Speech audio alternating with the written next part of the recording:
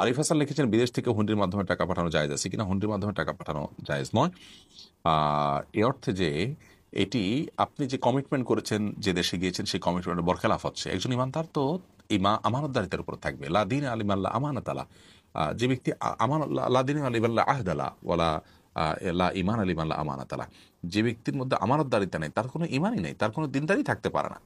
একজন ইমানদার তার কথা ঠিক রাখবেন।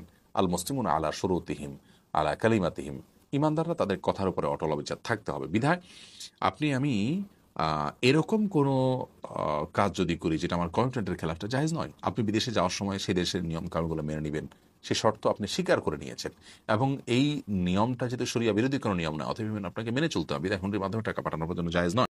হুন্ডি ব্যবসা জায়েজ আছে কিনা এক ভাই প্রশ্ন করেছে, সেখানে চাকরি করা জায়েজ আছে কিনা।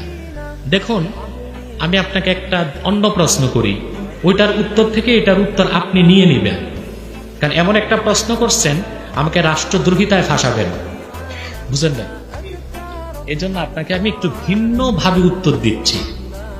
সেটা হচ্ছে, আপনি সিঙ্গাপুর থেকে স্বর্ণ কিনছেন, বুঝলেন, বৈধ টাকা দিয়ে বাংলাদেশে এনে বৈধভাবে স্বর্ণ বিক্রি করছেন, এটা জায়েজ না না জায়েজ? একটা কাজ ভুল করছেন, ট্যাক্স দেন নাই, এর জন্য এটাকে বলছেন আপনি কালোবাজারি, ব্ল্যাক বিজনেস। শরীয়তের দৃষ্টিতে রাষ্ট্রীয়ভাবে এটা একটা ক্ষুদ্র অপরাধ, কিন্তু নগদ টাকায় স্বর্ণ কিনে নগদ টাকায় স্বর্ণ বিক্রি করে আপনি যে মুনাফা পেলেন, এটা 100% জায়েজ।